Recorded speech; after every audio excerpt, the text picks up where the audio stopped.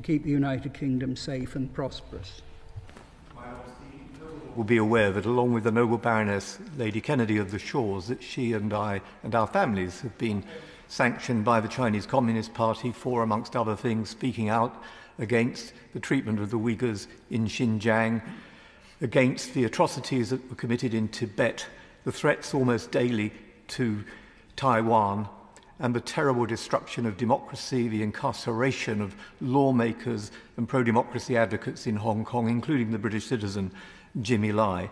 And that here at home we've spoken, as many have done today in the House in the preceding debates, about issues like forced organ harvesting and the surveillance state that comes through the installation of cameras by companies like Hikvision and Dahua, which the noble Lord himself has taken such a keen interest in.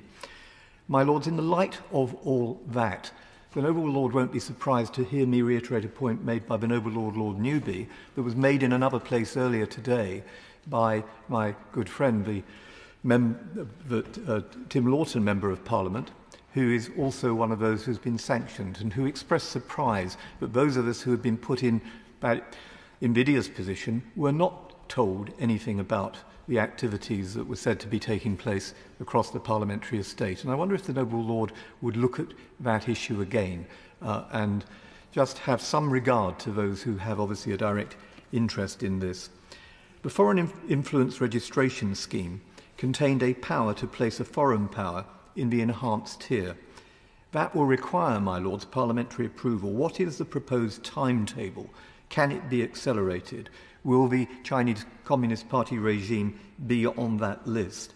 And, my Lords, the noble Lord has referred to the just shortly provision that he was asked to give concerning the excellent report of the Intelligence and Security Committee, which says that China has penetrated every sector of the UK economy, along with our own House Select Committee on International Relations and Defence, which has said this is not a strategic competitor, this is a threat. And although it can't, as the noble Lord has said, be reduced to one word, surely it's time that we scheduled a debate. And as soon as that response from the government is forthcoming, I hope that in government time we will have the chance to discuss the Intelligence and Security Committee report along with our own reports.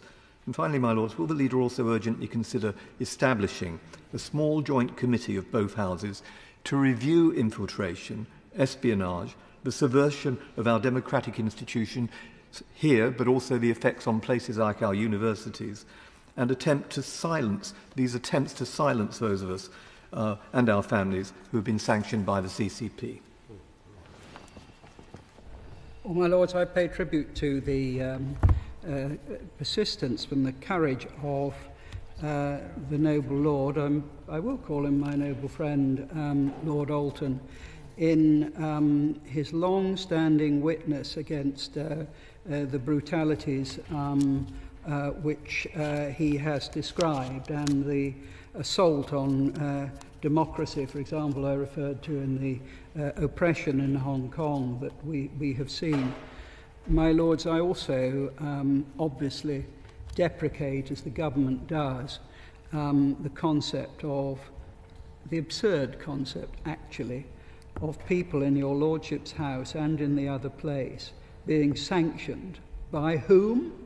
The Chinese Communist Party? By what right do people who do not understand our freedoms in this place and our right to speak purport to sanction or to threaten? And, my Lords, we are very alert to some of the activities.